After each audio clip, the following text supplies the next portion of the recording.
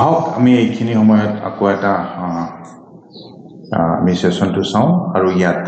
মই আপোনালোকক এই ভিডিঅ'ত আপোনালোকক কেনেকৈ কাহিনীক আমি হেৰি কৰা যায় তেনেকৈ মূল কাহিনী মানে মূল যিটো কাহিনী আছে সেইটো কেনেকৈ আমি মানে হেৰি কৰিব পাৰোঁ আমি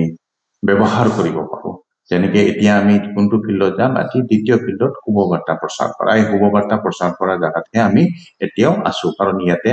আমি আৰু বহুত চাম পিছলে কিন্তু এতিয়া আমি চাওঁ আমি যেতিয়া আমাৰ যেটো কাহিনী আমাৰ যেটো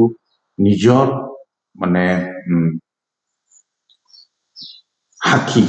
ন আমাৰ নিজৰ সাক্ষীটো আমি যেতিয়া ক'ব লাগে তেতিয়া আমি সদায় মনত ৰাখিবলৈ তিনটা ভাগত আমি কোৱাটো জৰুৰী আছে আৰু তিনটা ভাগত যেতিয়া আমি কম আৰু সেই তিনটা ভাগৰ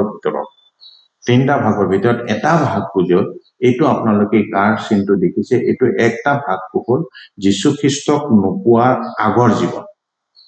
মনত ৰাখিব যীশু খ্ৰীষ্টৰ নোপোৱাৰ আগৰ জীৱনটো আমি কি কৰিব লাগিব আমি ধ্যান দিব লাগিব আৰু ক'ব লাগিব যেতিয়া কাৰোবাক যদি আপুনি শুনায় তেতিয়া হেতু আপুনি তিন ভাগত ক'ব লাগিব তিন ভাগৰ ভিতৰত এটা ভাগটো হ'ল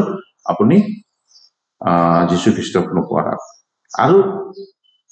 তাৰ পিছত আমি কি হয় যেটো দ্বিতীয় নম্বৰটোত আমি আহিম দ্বিতীয় নম্বৰটোত কি হ'ব দ্বিতীয় নম্বৰটোত আমি কেনেকৈ যীশু খ্ৰীষ্টক পালো যীশু খ্ৰীষ্টক কেনেকৈ চিনি পালো বা যীশু খ্ৰীষ্টক আমি কেনে ধৰণে আমি খৈ কাঢ়িলো সেইটো হ'ল দ্বিতীয় প্ৰথমটো হ'ল যীশু খ্ৰীষ্টক নোপোৱাৰ আগত দ্বিতীয়তে হ'ল যীশু খ্ৰীষ্টক কেনেকৈ পালো আৰু তৃতীয়তে আৰু তৃতীয়তে বা লাষ্টত আমি কি হ'ব এই কাৰ্চিনটো এইফালে গৈছে দেখিছে তো সেইটো হ'ল তাৰ মানে হ'ল এই যীশু খ্ৰীষ্টক পোৱাৰ পিছত আপোনাৰ জীৱনটো কেনেকা হ'ল যীশু খ্ৰীষ্টক পোৱাৰ পিছত আপোনাৰ জীৱনটো কেনেকা হ'ল সদায় মনত ৰাখিব এই যেতিয়া কাহিনীটো যেতিয়া কাৰবাক কয় তিনি ভাগত ক'ব লাগিব আৰু তিনি ভাগত এই তিনটা ভাগটো আপোনালোকে মনত ৰাখিব আৰু মনতে ক'ব আৰু সদায় মনত ৰাখিব কি যেতিয়া আপোনালোকে ক'ব সদায় এইখিনিতো ক'ব যীশু খ্ৰীষ্ট নোপোৱাৰ আগৰ জীৱনটোতো ক'বই কিন্তু হেতু মানে এনেকা দীঘলীয়া নক'ব যেটো নেকি মানুহৰ বোৰিং লাগি যায় বা এলাহ লাগি যায় সেইকাৰণে সদায় মনত ৰাখিব এইটো এটা মানে মানে খুব কমকে ক'ব কিন্তু ক'ব কোৱাটো হ'লে আৰু সদায় এইখিনি জায়গাটো বেছিকে ক'ব সেইকাৰণে মই এইটো সাৰ্কেলটো লগাই দিছো যাতে যীশু খ্ৰীষ্টৰ কথাটো আৰু আপোনাৰ জীৱনটো কেনেকা আশীৰ্বাদী জীৱন হয় সেইটো আপুনি সদায় মানে ক'বলৈ কোশিশ কৰিম আৰু এইটো সদায় তিনটা ভাগত হ'ব তিনটা ভাগটো এটা দুটা তিনটা আৰু এইটো যেতিয়া আপুনি ক'ব সদায় মনত ৰাখিব 3 মিনিটৰ বেছি নক'ব যদি 3 মিনিটৰ বেছি যদি কয় হ'ব পাৰে সেই ব্যক্তিজন কি হ'ব পাৰে শুনিবলৈ ইচ্ছা নকৰিব পাৰে বা তেওঁ সময় নাথাকিব কাৰণ আজিকালিৰ দিনত কিন্তু মানুহৰ সময় নাথাকে আৰু সেইটো কাৰণে কি হয় আমি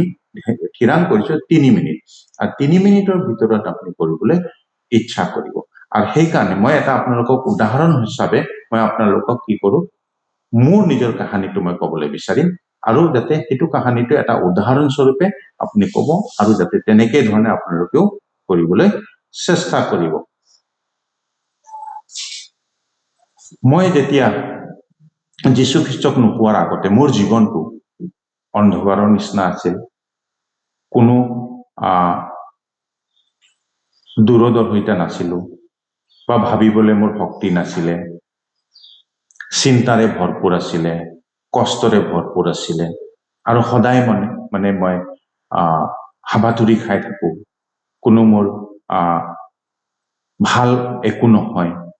আৰু মই বহুতো মানে পাপেৰে ভৰপূৰ আছিলো কাৰণ মই ঈশ্বৰক নাজানিছিলো পাপ বুলি ক'লে বহুত ধৰণৰ পাপ হ'ব পাৰে মোৰ বহুত এনেকা পাপ আছিলে যেটো নেকি মই ঈশ্বৰক নাজাৰ কাৰণে মই আশীৰ্বাদে নাছিলে মোৰ ঘৰতো নাছিলে মানুহটোৰ ওপৰতো নাছিলে আৰু বেয়া কামতো লিপ্ত আছিলে কিন্তু যেতিয়া মই যীশু খ্ৰীষ্টক পালো আৰু হেতু হ'ল মই যেতিয়া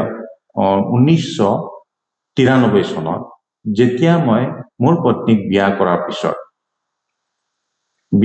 পিছত যেতিয়া মই গুৱাহাটীত আহিলো আৰু তাত যেতিয়া মই এজন ব্যক্তিক লগ পালো আৰু সেইজনৰ লগ পোৱাৰ পিছত তেওঁৰ পিছত তেওঁক যেতিয়া মই লগ পাই পেলাই মই যেতিয়া যীশু খ্ৰীষ্টক জানিলো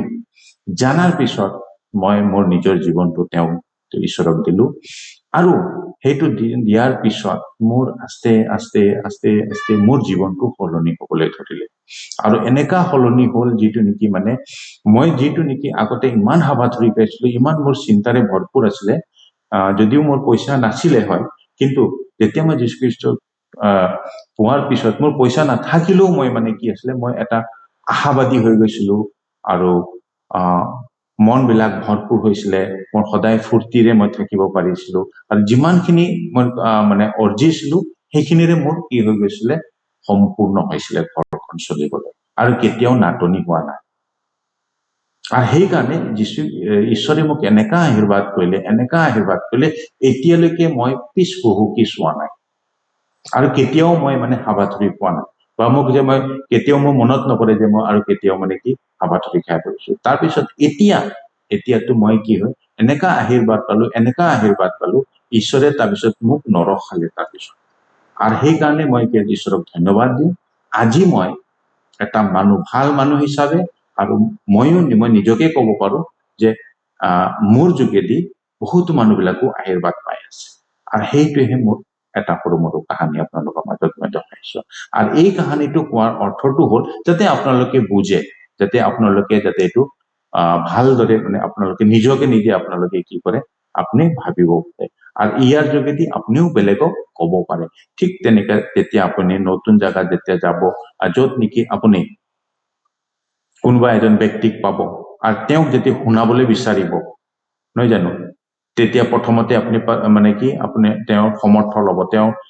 কথা ক'ব যে আপুনি কি নিবেদন কৰিব মই মোক শুনাব পাৰিম নে নোৱাৰিম